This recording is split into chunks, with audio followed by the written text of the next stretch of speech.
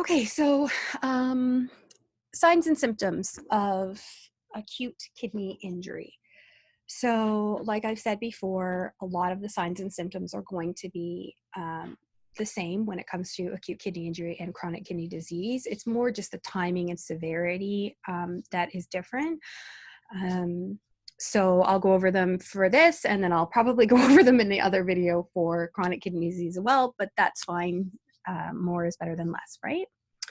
So I put up this slide just because I wanted to talk about some words that you might see in a question on the exam, and you might not be sure what it is. And I wanted to make sure that you are able to at least understand the question in the very, very least. So you might see any of these things, anuria, oligaria, or proteinuria.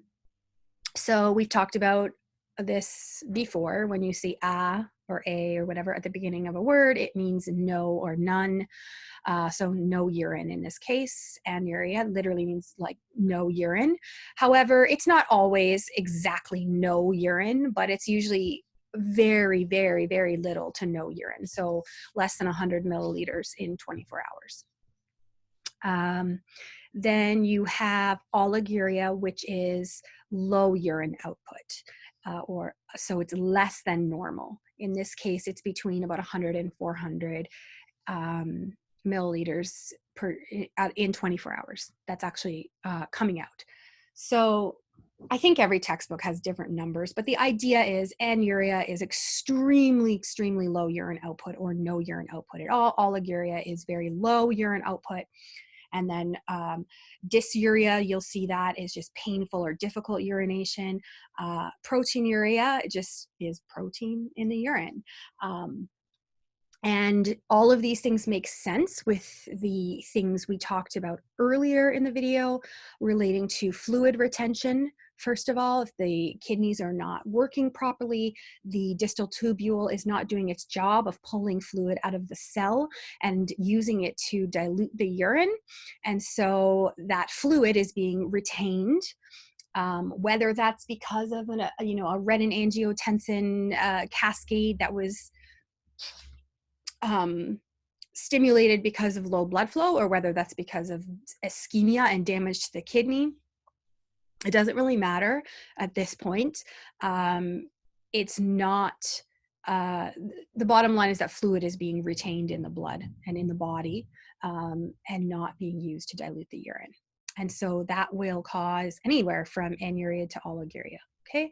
Proteinuria, it's just protein in your urine that is not supposed to be there. The protein is supposed to be filtered back into the bloodstream, or it was supposed to not have come into the distal tubule or in the first place, but because of damage, remember we talked about sometimes it can bust open like this. Because of some kind of damage, you have proteins that are actually leaking in and being filtered out when they should be staying in, okay? Uremia is a like severe or serious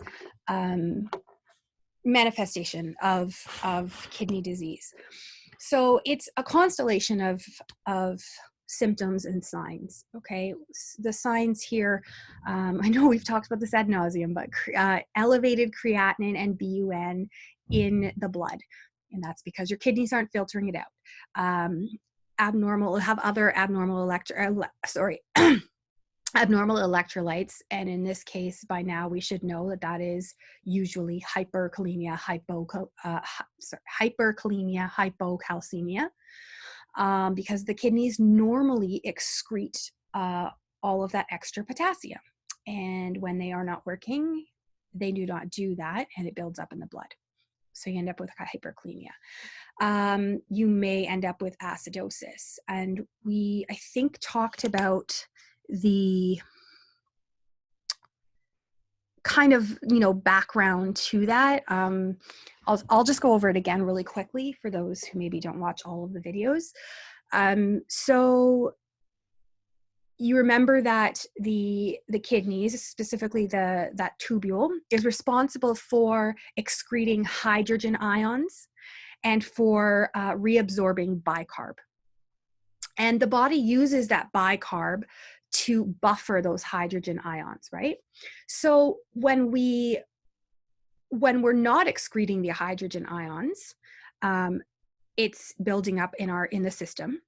And because the bicarb is actually getting flushed out when it shouldn't be, it's not there to buffer that. And so if you remember when you do metabolic acidosis, alkalosis, your acid-base balance, bicarb is, as bicarb gets lower, your acidosis you're more likely to be acidotic, right?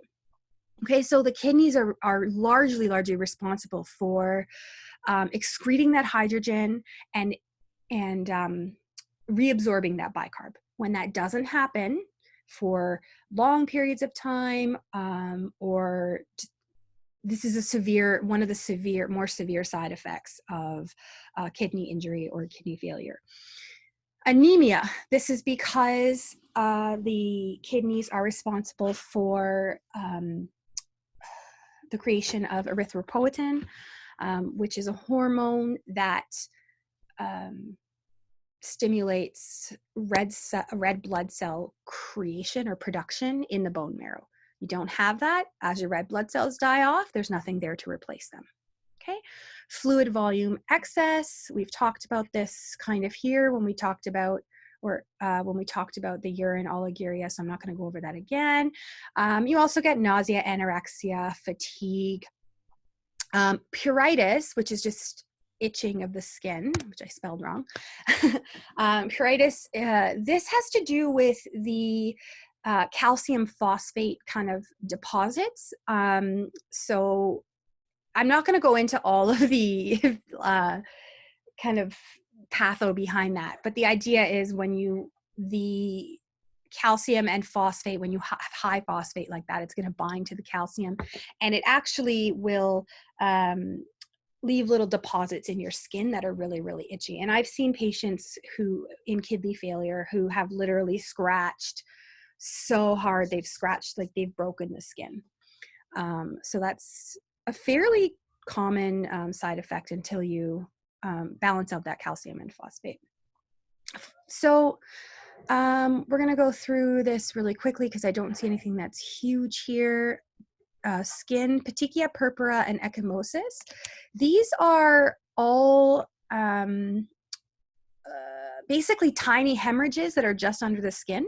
They're the ones that if you push on it, it doesn't blanch, right? It doesn't turn white and then go back to red or purple when you move your finger away. It's not blanchable. Anytime you see that it's not blanchable, it's Paticchia, Purpura, or Eccomosis. The only difference is size. The smallest, very, very small ones, little capillaries, we call those Paticchia, or Paticchiae, or however you want to say it. And then Purpura would be like a medium-sized one, and then Eccomosis is quite large. It looks like a large bruise. This is, if it helps to think of it as, I think of it as related to, hypertension and fluid volume excess because of the breaking of those capillaries. However you want to remember that. I find some of these don't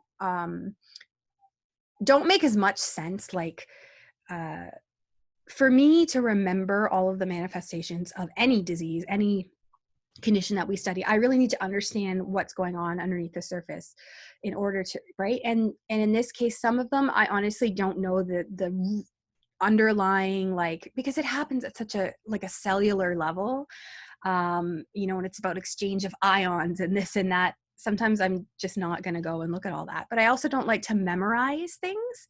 So I will sometimes come up with a little story that I tell myself. And that is one of them. It may be true. It may not be true, but if it helps you remember, then hopefully that works for you. So here with the eyes, I've never seen a question about any of this. However, blood vessel and retina damage is usually related to hypertension as well. So you've got fluid volume excess, and it increases osmotic the pressure, and then it's going to burst the capillaries, and you get those little kind of veins in your eyes. In the abdomen. So here we're just, ascites is just, I don't think we've talked liver yet. So, but ascites is basically fluid buildup within the abdomen itself. And this is, again, related to fluid volume excess. It can also put pressure on the arteries and veins that are bringing the blood to and from the kidney, so it can exacerbate the problem. It can put so much pressure on those, on say an artery, that it slows that blood flow right down, and then you end up with less blood getting to, and all of the things that we've talked about in terms of low blood volume to the kidney. Yeah, and as far as renal vascular hypertension goes, it's exactly what it sounds like: hypertension in the veins leading to the the kidneys. And it's all related to what we've been talking about. The only thing really is that you can hear it. If you use your stethoscope, you can sound, anytime you hear a bruit, which is kind of this like whoosh, whoosh, whoosh sound. It's just indicative of turbulent blood flow. So it's going fast and it's going kind of bumpy. I always think of like a whitewater rafting river whenever I think of bruits. That's how the fluid is going through. So let's move on to the cardiovascular system. This all makes complete sense when you think about the patho of what's going on in the system, in the renal system. What's going to happen to your heart rate? What's going to happen to your blood pressure? Jugular venous distension. These are all related to increased fluid volume. Heart, lungs. So again, if you've got more fluid, your body is going to need to pump that harder and faster. So your blood pressure is going to go up, your heart rate is going to go up. Your lungs, oftentimes what can happen is that fluid that builds up can build up in and around the lungs, so in the pleural space. So you can have pulmonary edema, you can have pulmonary effusions. And so let's keep going here. Edema, this is related to anywhere in the body, right? It's because of that fluid volume overload. So really, that relationship between the renal system and the cardiovascular system has a lot to do with the fluid volume excess, okay? So I know you guys have done CHF already. So they're very, very similar types of symptoms. So if you get stuck on an exam, just kind of think back to what kinds of symptoms you get with a fluid volume overload in CHF, okay? So this little note here, I actually took this slide straight out of the notes, so I'm just kind of looking over it to see what they want you to know. Hypovolemia, which is low blood volume or low volume of fluid, leads to hypotension. That makes sense, right? But hypotension does not always lead to hypovolemia. And that's because you can have hypotension that is caused by something else other than low fluid. For example, blood pressure medication, right? A blood pressure medication like metoprolol or any beta blocker or ACE inhibitor and so on is a vasodilator.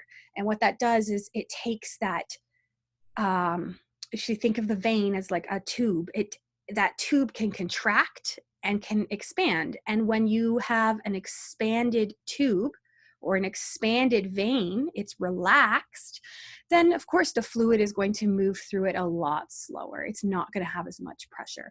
When those veins are contracted, that will actually make you hypertensive. And in fact, when patients come in to emerge with hypovolemic, and depending on the cause, if they're hypovolemic because they're bleeding, regardless, sometimes we will give a vasoconstrictor, like epi, right? That will actually cause the veins to constrict and bring up your blood pressure. this whole concept of the relationship between fluid and hypertension, hypotension is really, really, really important, because it's going to come back. And when we talk about sepsis, it's going to come back every time you're at work as an RN. So it's really good to make sure you have a good grasp on that. So lots of volume, but we've talked about this. We've talked about all of these things already. So I'm going to move on. We've also talked about the pulmonary edema, pulmonary edema, pleural effusions, Kussmaul or Kussmaul's respirations. So in another video, we talk about increased intracranial pressure and how that can affect your respiratory system. And we talk about Cheyne-Stokes respirations. So it's really important to be able to tell the difference between these two things, only for the purposes of exam, because in real life, it doesn't matter if you know what it's called. It matters that you know the patient is not breathing properly. But for the purposes of an exam, the Kussmaul's respirations are very, very deep, labored breathing, but it's consistent. There's no periods of apnea. So with Cheyne-Stokes, you have that deep, labored breathing. It's usually also very fast, or faster than usual. And then you will have these periods of apnea where suddenly there's no breath. What's apnea, right, is no breathing. There's no breath at all. And that's related to brain function, when we'll talk about that later. But for this, Kussmaul's respirations, very deep, labored breathing, okay? And I think that's it for this video, and we will move on to diagnostic and lab values.